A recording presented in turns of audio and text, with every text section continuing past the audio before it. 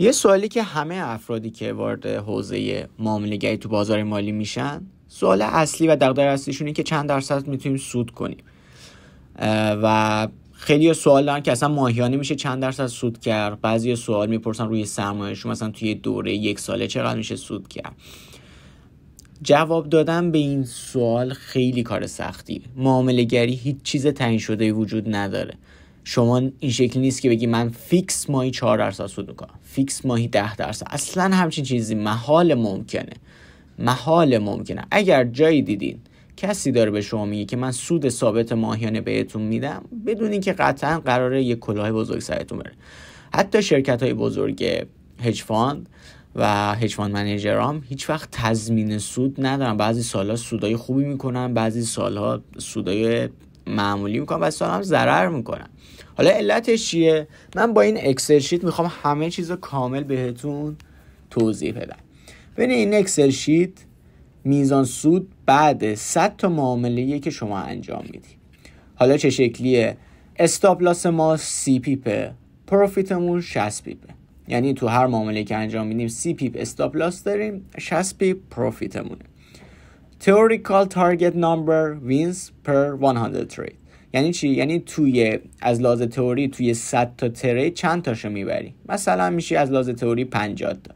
Actual numbers تعداد ترید واقعی، یعنی این وین ریت تئوریتونه، این چیزی که واقعا به دست آوردین توی 100 تا ترید 40 تا شده. بعضی وقتا خب توی بازار شما اشتباهات شما هم هست و ممکن بعضی تریدرها رو اشتباه کنیم. به مرور زمان این اشتباهات کم میشه، ولی همه اشتباه دارن و ممکنه برخلاف سیستم معاملاتیشون ترید کنن، اصلا استراتژی معاملاتیشون لحظه ورود نداده باشه و اینا ورود کرده باشن. خب این باعث میشه که تفاوت وین ریت تئوری و اکچوال اینجا مشخص بشه. سرمایه اولیه ما چقدره؟ $10,000. ریسکی که رو هر ترید میکنیم 1%. و یه نکته مهم اینجا ببینید، ما اینجا دو مدل پوزیشن سایزینگ داریم. یکیش equity change adaptive position sizing، یکی fixed position sizing. یعنی چی equity change؟ بذارید من با این مثال بهتون نشونم. ببینیم adaptive position sizing، هر سری که اکانت ما رشد کرده سایز لات ما هم بر اساس اون رشد کرده. ببینید اینجا حتی اکانت هم اگر ضرر کنه برعکسشه دیگه، سایز لاتی که شروع میکنه کم میشه، 33 شده 32، 30 بعد آروم آروم شده 35، دوباره شده 34، دوباره برگشت 33، یعنی برگشته به اینجا بعد 30 تا تری دوباره آروم آروم رفته بالا شده 14.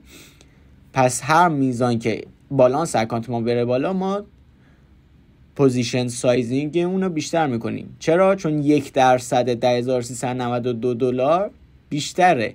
ببینین اینجا ضرری که اینجا کرده $100 بوده، الان شده $104، ولی بازم 1% اکانتشه، چون اکانت شده $10,392.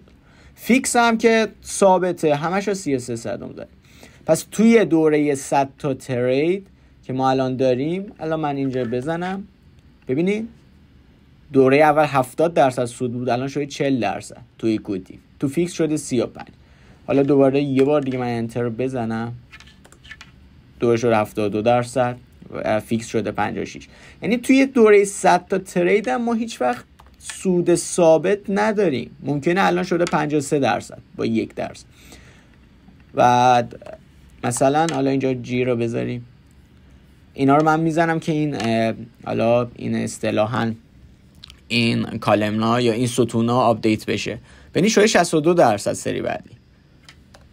اینجا مثلا عدد رو عوض کنیم 83%. پس ممکنه توی دوره 100 تا ترید 83 تا سود کنین، ممکنه کمتر سود کنیم.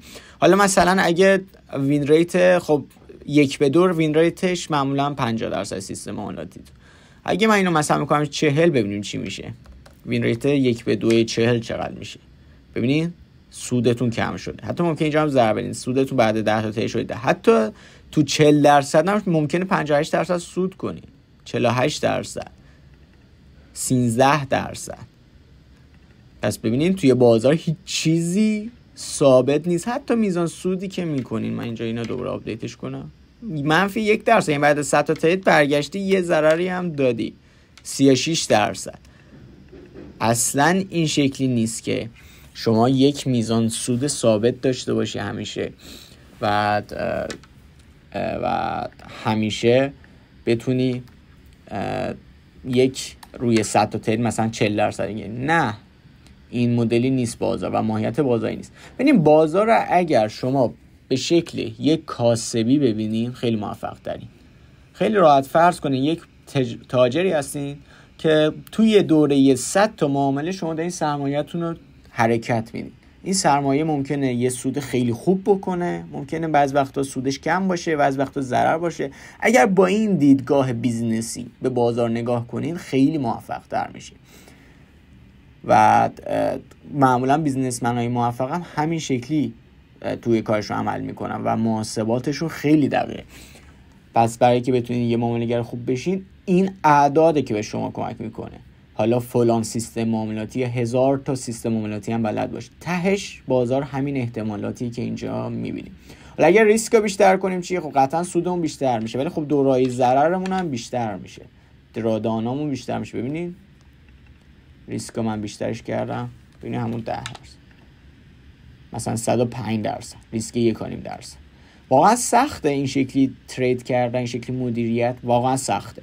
وقتی مثلا اینجا شما 2 تا میوازی، 3 تا 4 تا میوازی پشت سر هم، اینجاست که وسوسه‌های شیطانی میاد که آقا سیستم معاملاتیم جواب نمیده، عوضش کنم، یه کار دیگه انجام بدم، اصلا برم یه مدل دیگه کار کنم. نه، اینجاست که تریدری که با ثبات باشه و بتونه کامل انجام بده اون سیستم معاملاتی ها، اون برنده است. ببینید اینجا، ببین دوره باخت که میگیم چیه؟ 1 2 3 4 5 تا ترید پشت سر هم باختی. برای خود من خیلی وقتا پیش اومد. شما وقتی اینجا ببینید حتی اینجا دوره تریدر وارد دوره باخت شده، 1 2 3 4 5 6 تا. این 6 تا ممکنه 2 هفته معاملاتی شما باشه، ممکنه 3 هفته توی دوره باخت باشین. دوره 3 تا برد داشته، ببین دورای باختش زیاده چون که اکچوال نامبر ما 40 تا ترید، ولی 100% سود کرده بعد از 100 تا ترید. وقتی شما اعداد رو بهش باور داشته باشی توی معامله گری،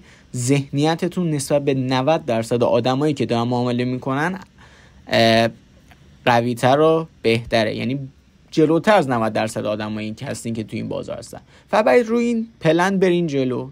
بهترین راهش هم اینه که یه برگه آچار در بیارین، تریداتو مثل این وین شد. سعی کنین که مثل این اکسل در بیاد. حالا چقدر طول میکشه؟ ممکنه 6 ماه طول بکشه، ممکنه 1 سال طول بکشه. هر میزان طول بکشه شما واقعا یک قدم تو زندگیتون از همه آدما جلوترین.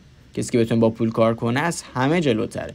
پس ببینید حالا برگشتم دوباره 1%، 83%، 9، 72. ببینید این اعداد ببینید آخر کار $17,000 شده، $10,000. پس باید این شکلی عمل کنید، به سیستم معاملاتیتون پایبند باشید و هر میزان که توی واقعیت ترید میکنید شبیه این اعداد بشه، به این سود نزدیک‌تر میشید. شما تو واقعیت یه کار دیگه بعضی وقتا میکنید، ولی اینجا اکسل یه چیز دیگه میگه. پس اگر مثل این تونستین خودتون کنترل کنین، تو دوره‌های با خودتون رو گم نکردین، معامله‌گر موفقی خواهید شد. این ویدیو رو اگه دوست داشتین با دوستاتون به اشتراک بگذارین و سابسکرایب کنین کانال ما رو. آموزش‌های خیلی بهتری در راهه.